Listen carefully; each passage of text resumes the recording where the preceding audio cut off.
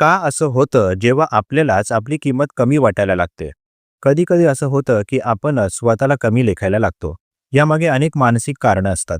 सतत तुलना करणे हे त्यातलं एक मोठं कारण आहे.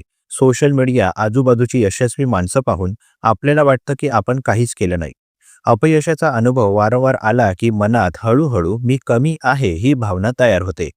बालपणात सतत टीका, दुर्लक्ष किंवा प्रेमाचा अभाव असेल, तर आत्ममूल्य कमी होण्याची शक्यता वाढते. काही वेळा इतरांना खुश ठेवण्याची सवयही आपली किंमत कमी करते. आपण आपल्या गरजांपेक्षा इतरांच्या अपेक्षांना जास्त महत्त्व देतो. आत्ममूल्य हे यशावर नाही, तर स्वतःशी असलेल्या नात्यावर अवलंबून असते. स्वतःशी कठोर बोलणं थांबवलं, आपले छोटे प्रयत्न मान्य केले आणि मर्यादा स्वीकारल्या की स्वतःची किंमत पुन्हा जाणवायला लागते. धन्यवाद.